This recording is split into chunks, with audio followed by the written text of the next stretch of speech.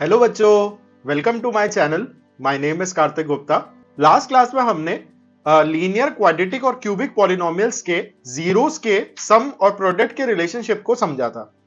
आज हम उन्हीं कॉन्सेप्ट्स को यूज करते हुए सॉल्व करने वाले हैं हमारी एक्सरसाइज 2.2 से पहले के कुछ एग्जांपल्स। अगर अभी तक आपने उस प्रीवियस वीडियो को नहीं देखा है तो आप ऊपर लगे आई बटन पे क्लिक करके उस वीडियो को अभी व्यू कर सकते हो। So without any delay, let's start solving example number 2 of exercise 2.2. So example 2 में we are given find the zeros of a quadratic polynomial x square plus 7x plus 10 and verify the relationship between the zeros and the coefficients. तो हमारी equation है x square plus 7x plus 10.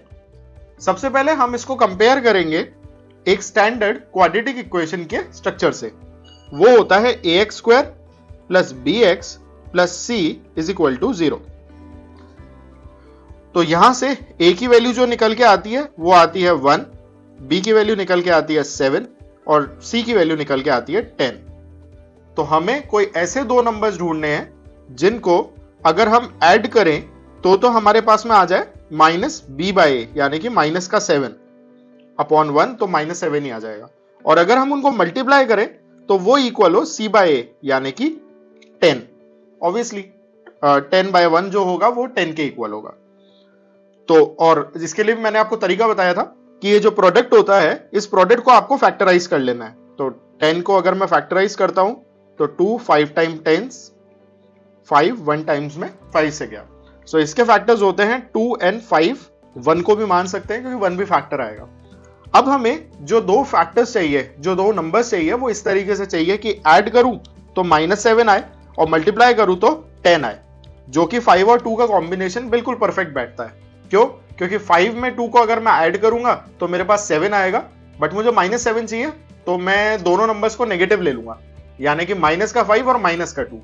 ऐसा करने से क्या होगा, -5 में -2 को जब मैं ऐड करूंगा तो वो माइनस का 7 बन जाएगा, और जब -5 से -2 को मल्टीप्लाई करूंगा तो वो प्लस का 10 बन जाएगा। तो दो फैक्टर्स जो हम लेके चलेंगे वो होंगे 2 and 5। अब हमें क्या अप्लाई करना है, वही स्प्लिटिंग द मिडिल टर्म, ताकि हम इसके जो इक्वेशन है उसके जीरोस फाइंड कर सकें। सो हम क्या करेंगे, हम हमारी इक्वेशन को लिखेंगे x square plus 7x plus 10 equal to 0, और 7x को स्प्लिट कर देंगे किस किस में, जो दो नंबर्स हमने निकाले थे उन दोनों के एज अ सम में। तो 7x है, तो जो नंबर्स हमने चूज करे हैं वो हैं 5 and 2। तो 5 and 2 में 7 को हम लिख सकते हैं, 7x को लिखेंगे 5x plus 2x plus 10 equal to 0। अब पहली दो टर्म में से जो जो चीजें कॉमन निकलनी है वो कॉमन निकाल लेते हैं। So the only thing common here is x। अंदर मेरे पास बचा x स्क्वायर में से एक x गया तो एक x बचा, प्लस 5x में से x गया तो 5 बचा। दूसरी जो दो टर्म है उसमें से कॉमन निकालते हैं 2, अंदर बचेगा x प्लस 5, क्योंकि 10 में से 2 को फैक्टर ऐसा निकाल लिया तो 5 बचेगा, इज इक्वल टू 0। अब इन दो टर्म में फिर देखते हैं क्या कॉमन है।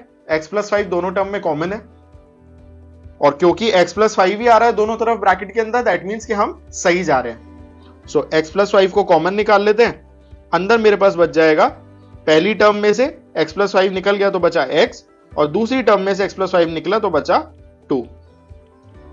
सो x plus 5 into x plus 2 is equal to 0। अब जैसा कि हमने डिस्कस किया था, अगर कोई दो नंबर के मल्टीप्लीकेशन से 0 आ रहा है तो उन दोनों में से कम एक नंबर का 0 होना तो जरूरी है। तो we can equate x plus 5 is equal to 0, या x की वैल्यू हो गई यहां से -5।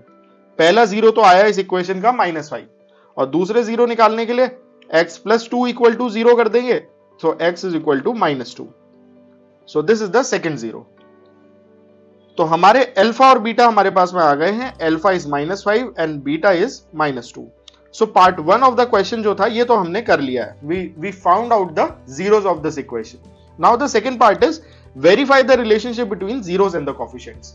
हमें जीरोस और कोएफिशिएंट के बीच के रिलेशनशिप को वेरीफाई करना है। तो उसके लिए हमें पता है कि जो जीरोस का सम है that should be equal to -b by a। Try करके देख लेते हैं, alpha is -5 plus beta is -2, it should be equal to minus of b है 7, तो -b हुआ -7 अपॉन a विच इज 1, -5 में -2 को ऐड करेंगे तो यहां से हमारे पास में निकल के आएगा -7, और राइट हैंड साइड पे ऑलरेडी -7 ही है। सो हेंस हमारा LHS जो है वो RHS के इक्वल है। तो पहली कंडीशन जो थी सम ऑफ द जीरोस वाली, वो तो डेफिनेटली सेटिस्फाई हो रही है। Now let's talk about the product of the zeros. Product of the zeros की कंडीशन होती है C/A, और प्रोडक्ट में होगा क्या, -5 into -2 should be equal to C which is 10/A by 1. -5 into -2 is also 10. So 10 into 10, so 10 equal to 10 हुआ। Hence यहां पे भी LHS जो है वो RHS के equal है। So hence we have verified the relationship between the zeros and the coefficients. Now let's move to example number 3. Example number 3 में we are given find the zeros of the polynomial x square minus 3 and verify the relationship between zeros and coefficient. वापस से वही x square minus 3 is equal to 0, ये हमारी original equation है। इसको compare करते हैं ax square plus bx plus c is equal to 0 से। तो यहां से हमारे पास में a की वैल्यू निकल के आती है x स्क्वायर का कोफिशिएंट विच इज 1, अब b यानी x का कोफिशिएंट, लेकिन हम देख रहे हैं कि हमारी इक्वेशन में x वाली टर्म है ही नहीं, तो हम उसके कोफिशिएंट को मानेंगे 0, and then c which is the constant term, वो यहां पे -3 है। अब यहां पे मिडिल टर्म तो है ही नहीं, तो हम स्प्लिट किसको करेंगे, यहां पे एक्चुअली हमें स्प्लिट करने की जरूरत ही नहीं पड़ेगी। देखिए कैसे, अब ये जो x square minus 3 is equal to 0 है, ये हम एक आइडेंटिटी से कंपेयर कर सकते हैं, जो आइडेंटिटी हमने बहुत पहले 8th में 9th में पढ़ी थी, और वो होती है identity a square minus b square की। a square minus B square equal होता है a plus B into A minus B के।